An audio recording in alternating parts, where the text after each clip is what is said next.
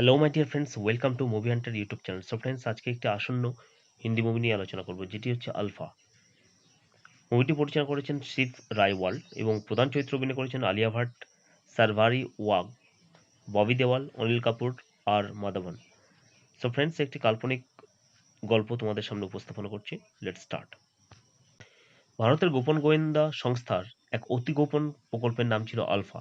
বহু বছর আগে এমন কিছু নারী এজেন্টকে তৈরি করা হয়েছিল যারা একাই একটি দেশের সামরিক ঘাঁটি ধ্বংস করতে পারে। কিন্তু এক রহস্যময় দুর্ঘটনার পর সেই প্রকল্প বন্ধ করে দেওয়া হয়।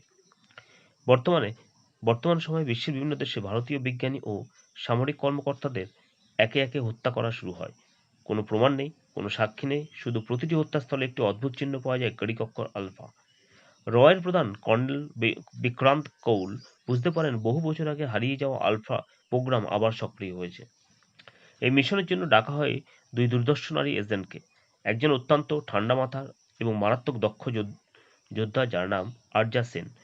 অন্যজন প্রযুক্তি ও গুপ্তচর ভিত্তিতে পারদর্শী কিয়ারা মালহোত্রা। প্রথমে তারা একে অপরকে বিশ্বাস করতে পারে না, কিন্তু পরিস্থিতি এমন হয়ে দাঁড়ায় যে তাদের একসঙ্গে কাজ করতেই হবে। তদন্ত করতে গিয়ে তারা জানতে পারে একজন প্রাক্তন ভারতীয় গোপন এজেন্ট বহু বছর আগে দেশের সঙ্গে বিশ্বাসঘাতকতা করেছিল। এখন সে আন্তর্জাতিক অস্ত্র ব্যবসায়ীদের নেতা। তার লক্ষ্য এমন একটি এআই নিয়ন্ত্রিত স্যাটেলাইট সিস্টেম দখল করা যার সাহায্যে বিশ্বের যে কোনো দেশের প্রতিরক্ষা ব্যবস্থা অকেজো করে দেওয়া সম্ভব। ভিলেনের নাম রুদ্র Bhatia.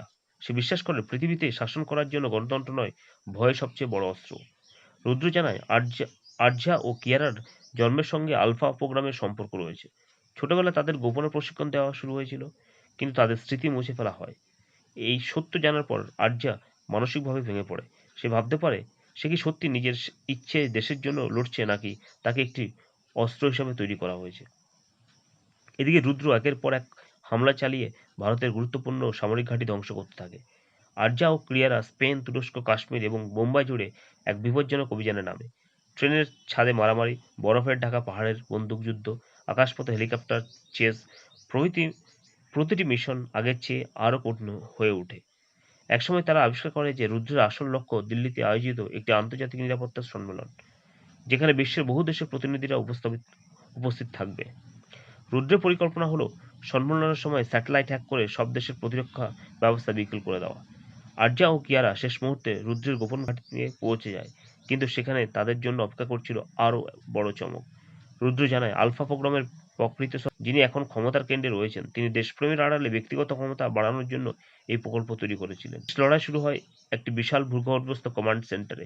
Kiara computer system hack করে স্যাটেলাইটের নিয়ন্ত্রণ নেওয়ার চেষ্টা করে, আর আরজা রুদ্রের সঙ্গে মুখোমুখি যুদ্ধে জড়িয়ে পড়ে। দুজনের লড়াই পুরো ঘাঁটি ধ্বংস হতে শুরু করে। রুদ্র আরজাকে বলে, তুমি মানুষ নও, তুমি একটা অস্ত্র। আরজা উত্তর দেয়, অস্ত্র কি হবে, সেটা জন্ম নয়, নিজের সিদ্ধান্ত ঠিক করে। ভয়ঙ্কর যুদ্ধের শেষে আরজা রুদ্রকে পরাজিত করে। কিয়ারা ও স্যাটেলাইট সিস্টেম বন্ধ করতে সক্ষম হয়। ঘাঁটিটি বিস্ফোরিত হতে শুরু করলে তারা অল্পের জন্য প্রাণে বেঁচে ফিরে আসে সেখান থেকে। ভারত একটি বড় বিপর্যয় থেকে রক্ষা পায়, কিন্তু রয়ের গোপন নথিতে দেখা যায় আলফা প্রোগ্রামের আরও কয়েকজন সদস্য এখনও নিখোঁজ রয়েছে। শেষ দৃশ্যে একটি রহস্যময় ব্যক্তি অন্ধকার ঘরে বসে একটি ফাইল খুলে দেখে। ফাইলের উপর লেখা আলফা ফেজ 2। সে মুচকি হেসে বলে, খেলা তো এখনো শুরু হলো। সো ফ্রেন্ডস, এটি একটি কাল্পনিক গল্প আমি তোমাদের সামনে উপস্থাপন করলাম। ছবিটির মূল রসদ জানতে হলে অবশ্যই মুক্তির জন্য অপেক্ষা করতে হবে। ভিডিওটি দেখার জন্য অসংখ্য ধন্যবাদ। ভালো লাগলে লাইক, শেয়ার এবং সাবস্ক্রাইব করবে।